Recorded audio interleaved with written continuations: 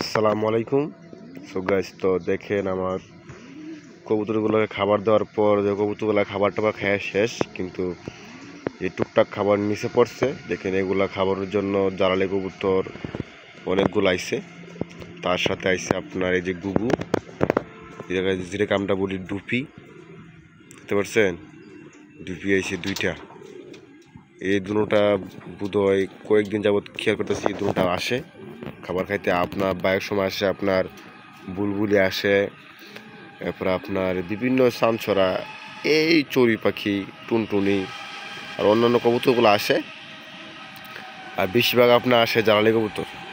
এই যে জ্বালালি কবুতর, এখানে খাওয়ার স্পিড দেখে খাওয়ার কত পেস, মানে দ্রুত স্পিডে খায় এটি। জিনিসগুলো জানে যে কোনো সময় তারা দেওয়া হবে এই জন্য। আর এই যে দেখেন আমার নয়বা কবুতর, যেটি মাটির পরে খায় না, শুধু এটি দুষ্টামি করে এই জায়গায়, দেখছেন? এই যে এখানে কবুতরগুলা, আর এখানে সে জ্বালালি কবুতর, এখানে জ্বালালি কবুতর, ওইখানে গুগু এখানে হাঁটতেছে। দুপুরগুলো অনেক সুন্দর, মোটা তাজা আছে। আমাদের খাবার খাইতো, দৈনিক খাবার খায়, মাশাআল্লাহ খুবই সুন্দর হয়েছে কুকুরটি।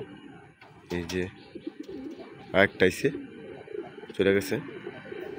আর এই যে জ্বালালি কবুতরগুলো দেখেন খাওয়ার স্পিড দেখে, যা খাক, নষ্ট না হোক। আমার কথা সে নষ্ট না হোক, যেগুলো পড়ে গেছে সেগুলো খাক, তাতে আমার কোনো সমস্যা নেই।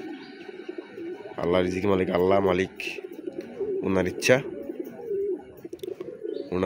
উনি যা ভালো মনে করে তাই হবে ইনশাল্লাহ জীবনে। খুবই সুন্দর হতেছে। আর আমাদের খুব ভালো লাগে জ্বালালি কবুতরগুলো আসলে, খাইলে। আমি ওদেরকে আমি দৌড়াই না, আমার কবুতর খাওয়া শেষে ওরা খায়। বাইরের সময় যখন আমার কবুতর লোকে নামে তখন একটু দৌড়ান দিই, কারণ তখন তো আমার কবুতর লোকে মায়েরা খায় নি এগুলো।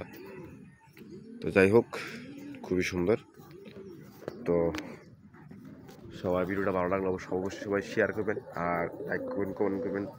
আর কবুতরের বাড়াবার টিপ জানতে হলে অবশ্যই কমেন্টে জানাবেন, বা ভিডিও শেয়ার করবেন, বা আমাকে কমেন্টের সাথে আমার সাথে যোগাযোগ করতে পারেন। সবাই আমার সাথে যোগাযোগ করবেন। সবাইকে আসসালামু আলাইকুম ওয়া রাহমাতুল্লাহি ওয়া বারাকাতুহু। Tata, bye bye.